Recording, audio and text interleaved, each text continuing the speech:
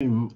This is my first live stream, and I just want to make a little bit of a buttress on a post I made on the 28th of January this year, where I said that there are entrepreneurial and business aspects to any course you read at all in the university. And I also said that this relates to your talents as well. And I advised my readers to think deeply to unravel these and explore them. I just want to take a few minutes in this broadcast to explain what I actually mean by this. Now, you need to understand what is entrepreneurship. Entrepreneurship is this process, unique process of creating and managing a new venture or business, which is, you know, typical with the aim of achieving profitability and the growth of such a venture. And the process of entrepreneurship is basically about identifying a business opportunity, developing and putting together a business plan, and securing resources and funding to fuel this idea. And finally, you know, running, implementing, and managing the business. So basically, talking about entrepreneurship is talking about job creation. Talking about entrepreneurship is feeding the market with diverse goods and services that meet identified need. And to say this, I would also say that entrepreneurship is not for everybody. Yes, there's a lot of call for people to, get into the service industry, you know, make good use of their talents, to achieve self-reliance. But you see, entrepreneurship is, for people who combine, rare features and characteristics, in in their lives, and who have been able to take this firm decision to begin something despite opposition. And there are seven skills I want to think of when I think of an entrepreneur. I want to think of number one, creativity and innovation. Entrepreneurs are those who are proven problem solvers, who can identify new opportunities and come up with innovative solutions to such problems that they find in their immediate community or elsewhere. And talking about that, you would know that it will come with a lot of risks. And this brings me to the second skill an entrepreneur should have: risk taking. And these people who fit into the picture of entrepreneurs who should be able to take calculated risks, not senseless risks, but calculated risks in pursuing their goals and objectives in the business that they have identified, and to go ahead with it, even though it means temporary setback, even though they are faced with uncertainty or potential failure, because they have the vision, they have the direction, they have the goal and the destination, and they want to put in all their energy into it. Bringing me to the third skill an entrepreneur should have: passion and determination.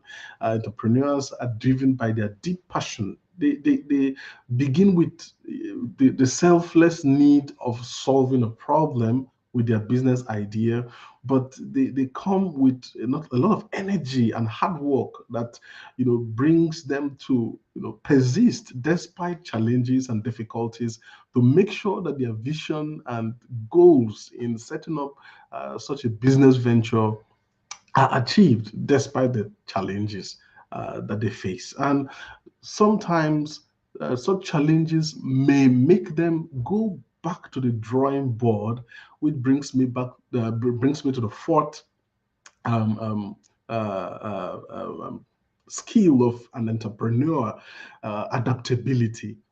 When entrepreneurs are faced with challenges, they get back to the drawing board, the business plan, the business idea, the vision that they had, and then they try to make adjustments, basically, to fit with the market, to fit with the prevailing conditions. Because sometimes you have a great plan, a lofty plan, but then when faced with realities, you realize that there will be need for some changes. And so, entrepreneurs are those who are adaptable to such changes.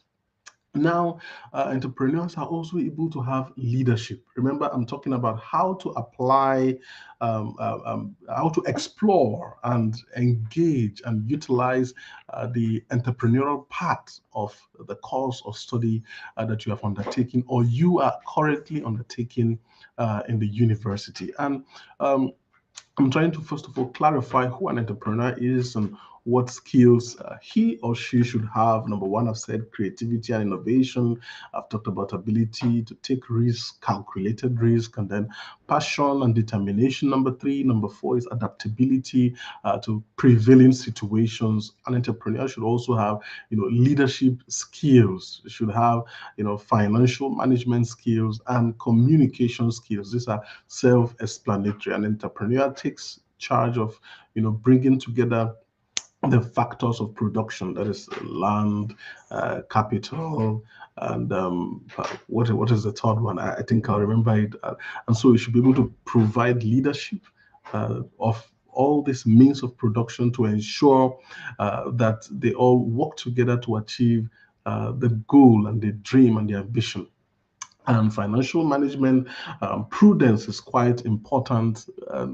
Practical skills like budgeting, accounting, financial analysis, these are quite important financial management skills entrepreneurs must possess to be able to make sound business decisions. And then communication skills is what will woo the customers, what will retain them, including investors and other stakeholders, to build strong relationships and collaboration for such a business. Now, going to the meat of my presentation, my talk, brief it will be, is how to identify positive business ideas, possible business ideas from a university course of study. Number one is to review your coursework. You need to revisit the coursework you've done and look at the business ideas that were covered in the curriculum of your learning, and to see the opportunities of developing these ideas into a viable business venture. Higher education, for example, and the course of study, the practicums that are involved, should make me think about establishing a school or establishing a learning center or specializing in educational consultancy and providing educational advice for all kinds of educational relation related topics. Now, that is what, review your coursework, review the courses you are taking or you have taken. And beyond this, the courses that are presented in the university are expected to leave us with unique skills. And now, aside reviewing the coursework, you should look at the skills and the strengths you have acquired from all those courses you have taken or all those courses you are currently taking, and look for a way to apply them to the current market. And now, for you to apply them to the current market, it means you have to analyze trends and developments that are going on in the market, in the industry, in your field of expertise, to see what is happening and how what you're learning can be applied to creating new business opportunities. And when you look at those, new business opportunity cropping up in your field, you'll be able to see how your expertise, how your knowledge fits those emerging areas, and how you could then create products, create services to fill the gaps in those emerging areas.